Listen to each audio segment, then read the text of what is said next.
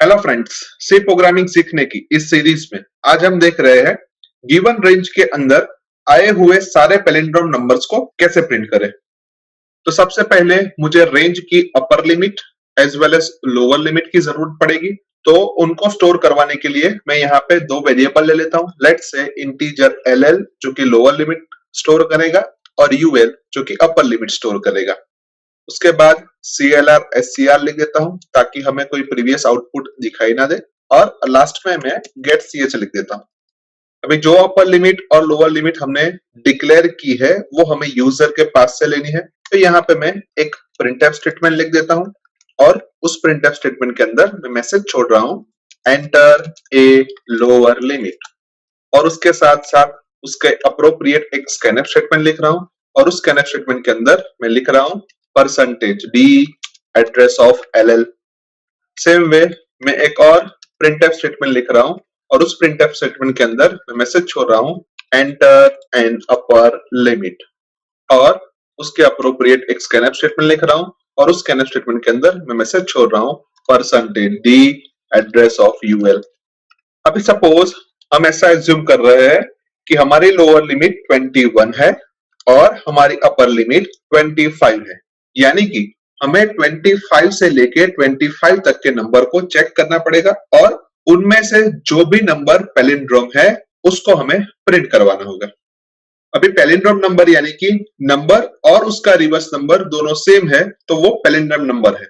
यानी कि अगर हम देखें तो 21 का रिवर्स नंबर 12 है, यानी कि 21 पैलिंड्रोम नंबर नहीं है, यानी हमें 21 को प्रिंट नहीं करवाना है। उसके बाद 22 का रिवर्स नंबर 22 खुद है, यानी कि ये पैलिंड्रोम नंबर है तो हमें 22 को प्रिंट करवाना है। उसके बाद 23 का रिवर्स नंबर है 32, यानी कि 23 हमारा पैलिंड्रोम नंबर नहीं है। उसके बाद 24 भी हमारा पैलिंड्रोम नंबर नहीं है। और उसके बाद 25 का रिवर्स नंबर है 52, यानी कि 21 से लेके 25 तक के रेंज में सिर्फ 22 ही ऐसा नंबर है जो पैलिंड्रोम नंबर है और हमें वही प्रिंट करवाना है। अभी यहाँ पे हम ध्यान से देखें तो हमने 21 से लेके 25 तक के नंबर को 1 बाय 1 चेक किया है कि वो पैलिंड्रोम है या नहीं है। यानी हम ऐसा बोल सकते हैं कि हमें यहाँ पे एक लूप की जरूरत पड़ेगी और वो लूप 1 बाय 1 सभी नंबर को चेक करेंगी कि हमारा नंबर जो है वो पैलिंड्रोम है या नहीं। तो यहाँ पे मैं एक फॉर लूप ले लेता हूं। अभी इस केस के अंदर हमने सबसे पहले 21 को चेक किया है, यानी कि हम ऐसा बोल सकते हैं कि हमारी वैल्यू 21 से स्टार्ट होगी और हमने लास्ट नंबर 25 चेक किया है, यानी कि हम ऐसा बोल सकते हैं कि हमारी जो भी आई की वैल्यू है वो 25 से कम हो सकती है या उसके बराबर हो सकती है, लेकिन उससे ज्यादा नहीं हो सकती। और हर एक बार हम देखें तो आई की वैल्यू में हमने एक एक का इंक्रीमेंट किया है, यानी हम सिंपली लिख देते हैं i प्लस प्लस। अभी 21 और कुछ नहीं लेकिन हमारी लोअर लिमिट है तो हम सिंपली यहाँ पे लिख देते हैं कि i is equal to LL, और 25 और कुछ नहीं लेकिन हमारी अपर लिमिट है तो यहाँ पे हम सिंपली लिख देते हैं कि UL। अभी हर एक केस में हमें नंबर का रिवर्स नंबर फाइंड करना है, यानी कि हम ऐसा बोल सकते हैं कि सबसे पहली बार हमें 21 का रिवर्स फाइंड करना है। तो 21 का अगर हमें रिवर्स फाइंड करना है तो हमें 21 के दोनों डिजिट को 1 बाय 1 सेपरेट करना पड़ेगा। अभी सेपरेट करने के दो तरीके हैं। सबसे पहले तरीके के अंदर हम 21 में से 2 को अलग करते हैं और हमारे पास 1 बचता है, और उसके बाद हम 1 को अलग करते हैं तो हमारे पास 0 बचता है। सेकंड तरीके में हम 1 को अलग करते हैं और हमारे पास 2 बचता है, और सेकंड इटरेशन में 2 को अलग करते हैं और हमारे पास 0 बचता है। अभी फर्स्ट इटरेशन को अगर हम ध्यान से देखें तो 21 डिवाइडेड बाय 10 करें तो हमें 2 मिलेगा, और 21 मॉड्यूलो 10 करें तो हमें 1 मिलेगा। उसके बाद सेकेंड इटरेशन के अंदर 1 डिवाइडेड बाय 1 करें तो हमें 1 मिलेगा, और 1 मॉड्यूलो 1 करें तो हमें 0 मिलेगा। सेकेंड सिनेरियो के अंदर 21 मॉड्यूल 10 करें तो हमें 1 मिलेगा, और 21 डिवाइड बाय 10 करें तो हमें 2 मिलेगा। सेकेंड इटरेशन के अंदर 2 मॉड्यूलो 10 करें तो हमें 2 मिलेगा, और 2 डिवाइड बाय 10 करें तो हमें 0 मिलेगा। अभी दोनों तरीकों को ध्यान से देखें तो पहले तरीके के अंदर हमने नंबर को 1 एज वेल एज 10 से divide as well as module किया है, और सेकंड तरीके के अंदर हमने सिर्फ 10 से divide as well as module किया है। यानी हम ऐसा बोल सकते हैं कि अगर हम सेकंड तरीके को चूज करें तो हमें थोड़ा कम लॉजिक यूज करना पड़ेगा। तो इसी वजह से हम सेकंड तरीके के ऊपर मूव होते हैं, जहां पे 21 और कुछ नहीं लेकिन हमारी अभी की आई की वैल्यू है। अभी सपोज हम 21 को n नाम के एक वेरिएबल के अंदर स्टोर कर देते हैं। लेट अस से n इज इक्वल्स टू 21। तो पहले इटरेशन के अंदर हमें और कुछ नहीं करना है लेकिन n मॉड्यूलो 10 परफॉर्म करना है, और जो भी n मॉड्यूलो 10 की आंसर आता है वो हम r नाम के वेरिएबल के अंदर स्टोर करते हैं। उसके अलावा जो सेकंड इक्वेशन हमारा है वो और कुछ नहीं लेकिन n डिवाइडेड बाय 10 है, और उसका जो भी आंसर आता है वो हम q नाम के वेरिएबल के अंदर स्टोर कर देते हैं, यानी कि q is equals to n by 10। अभी जब सेकेंड इटरेशन के अंदर हम मूव होते हैं उस वक्त हम ऊपर वाले दोनों इक्वेशन लिखे, यानी कि r is equals to n module 10 और q is equals to n divided by 10। तो हमें आउटपुट के तौर पे r की वैल्यू 2 और q की वैल्यू 0 नहीं मिलेगी, क्योंकि अभी भी n की वैल्यू तो 21 ही है। यानी कि हम ऐसा बोल सकते हैं कि अगर ऊपर वाले दोनों इक्वेशन हमें लिखने हैं तो हमें सेकेंड इटरेशन के अंदर n की वैल्यू 2 चाहिए।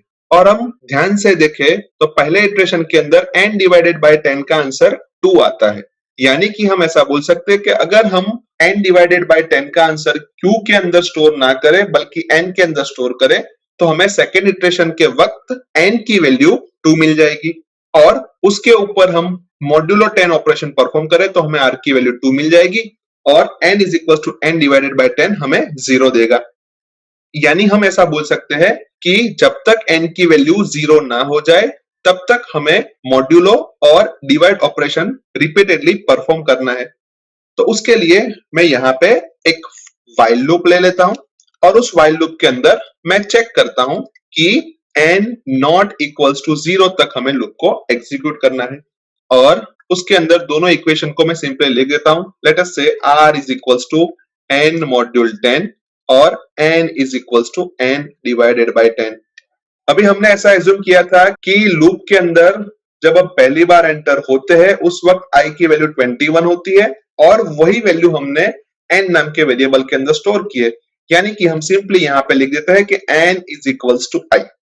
अभी यहाँ पे हम ध्यान से देखें तो रिमाइंडर के तौर पे हमें 1 मिल रहा है, यानी कि पीछे वाले 1 को हमने सेपरेट किया है, और अगर हम पीछे वाले 1 का रिवर्स करें तो हमें 1 ही मिलेगा। सेकेंड इटरेशन के अंदर मूव होते हैं उस वक्त हमने पीछे वाले 2 डिजिट को विजिट किया है, यानी कि हम ऐसा बोल सकते हैं कि सेकेंड इटरेशन खत्म हो जाने के बाद हमें हमारा रिवर्स नंबर 12 मिलेगा। यानी अगर हम ऐसा लिखे कि हमने और कुछ नहीं किया लेकिन जो हमारा पहले वाला रिवर्स नंबर था उसको हमने 10 से मल्टीप्लाई किया और उसके अंदर जो हमारी r की वैल्यू है वो हमने ऐड की। अगर वही केस हम ऊपर वाले इटरेशन के अंदर लिखे तो हमने और कुछ नहीं किया लेकिन 0 को हमने 10 से मल्टीप्लाई किया और उसके अंदर हमने 1 को ऐड किया। अभी यहाँ पे हम ध्यान से देखें तो इसका जो भी आंसर है 1 वो नेक्स्ट इटरेशन के अंदर हम मल्टीप्लिकेशन के तौर पे ले रहे हैं, यानी कि हम ऐसा बोल सकते हैं कि अगर ये हमारा रिवर्स नाम का वेरिएबल है तो रिवर्स की जो भी वैल्यू है वो नेक्स्ट इटरेशन में हम 10 से मल्टीप्लाई करते हैं और उसके अंदर r की वैल्यू ऐड करते हैं।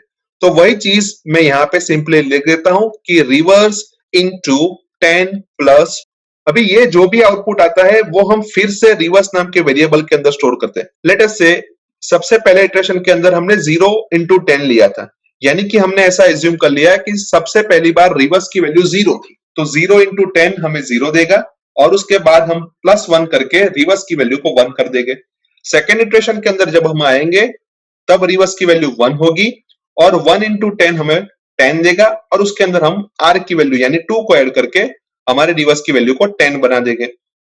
यानी हम ऐसा बोल सकते हैं कि जब भी हमारा लूप स्टार्ट हो उसके पहले हम रिवर्स नाम के एक वेरिएबल को लेते हैं और उसको 0 असाइन कर देते हैं। अभी लूप के बाहर हमें जो रिवर्स नंबर मिला वो और हमारी जो करंट i की वैल्यू है यानी कि i अगर दोनों सेम होते हैं तो हमारा नंबर पैलिंड्रोम नंबर है।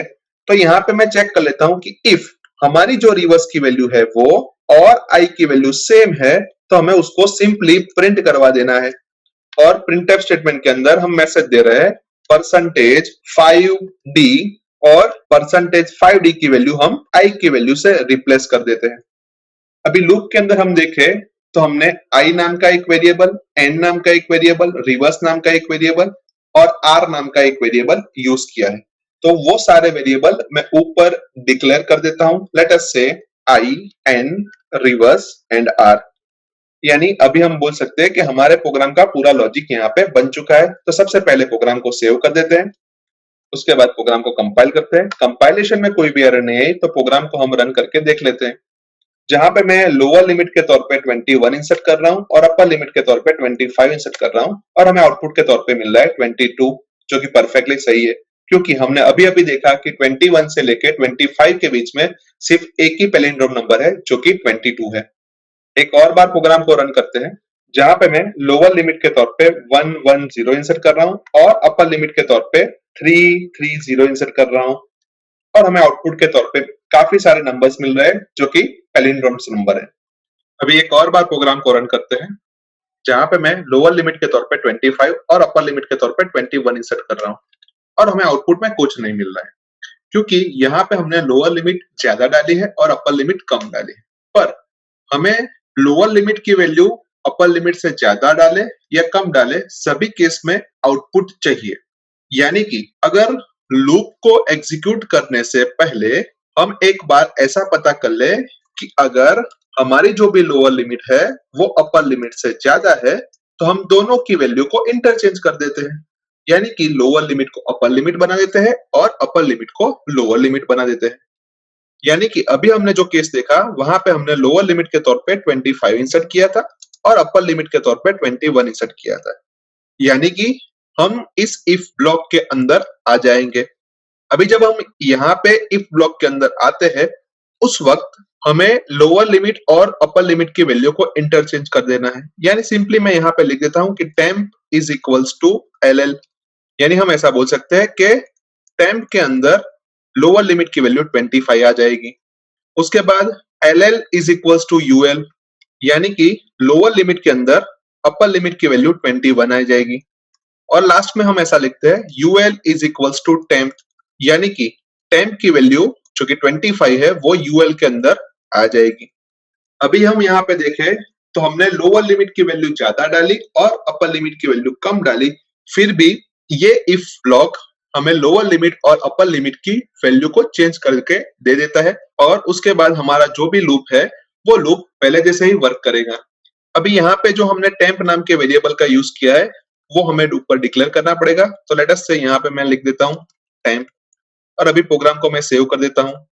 उसके बाद प्रोग्राम को कंपाइल करता हूँ और उसके बाद प्रोग्राम को रन करके देख लेते हैं, जहां पे मैं लोअर लिमिट के तौर पे 25 और अपर लिमिट के तौर पे 21 इंसर्ट कर रहा हूं और हमें आउटपुट के तौर पे मिल रहा है 22, जो कि परफेक्टली सही आउटपुट है, क्योंकि हमने लोअर लिमिट 21 और अपर लिमिट 25 डाल के देखा था, तो उस टाइम भी हमें आउटपुट के तौर पे 22 ही मिल रहा था। यानी हम ऐसा बोल सकते हैं कि इस प्रोग्राम के थ्रू हम किसी भी रेंज के बीच वाले सारे पैलिंड्रोम नंबर्स को इजीली प्रिंट करवा सकते हैं। आई होप कि आपको इस वीडियो के अंदर अच्छी तरीके से समझ आ चुकी होगी। आज के वीडियो में बस इतना ही। नेक्स्ट वीडियो में फिर से मिलेंगे। Thank you very much.